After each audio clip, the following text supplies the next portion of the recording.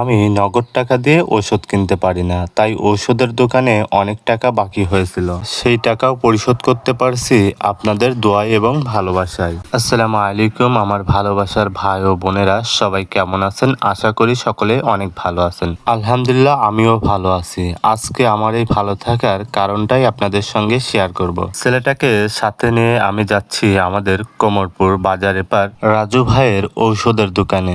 আলহামদুলিল্লাহ, এবছর পাবনায় গতকাল রাত্রে অনেক বৃষ্টি হয়েছে, এজন্য আমাদের বাড়ির আশেপাশে অনেকটাই পানি জমে আছে। আমি যেখানেই যাই সেখানেই আমার ছেলেটা আমার সঙ্গে যেতে চায়। তো প্রতিদিনের মতো আজকেও আমার সঙ্গে যাওয়ার জন্য বায়না ধরেছে। তো ছেলেটাকে সাথে নিয়ে আমি চলে আসলাম রাজু ভাইয়ের ঔষধের দোকানে। যেই ভাইটার কথা বলতেছি, এই ভাইটা অনেক ভালো মনের একজন মানুষ।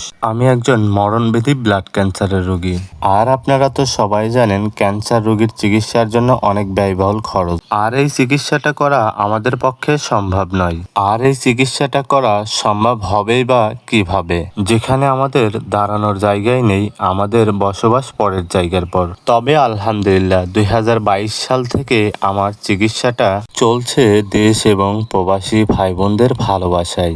আমি নগদ টাকা দিয়ে ওষুধ কিনতে পারি না, তাই ঔষধের দোকানে অনেক টাকা বাকি হয়েছিল। আর সেই টাকাও পরিশোধ করতে পারছি আপনাদের দোয়ায় এবং ভালোবাসায়। আর আজকে হাসানকে 4টা খাতা দিয়েছে রাজু ভাই। আমার ছেলে হাসানকে মাঝে মাঝেই খাতা এবং কলম দিয়ে থাকেন। আর এই খাতা এবং কলম দিয়েই চলে হাসানের প্রাইভেটের লেখাপড়া।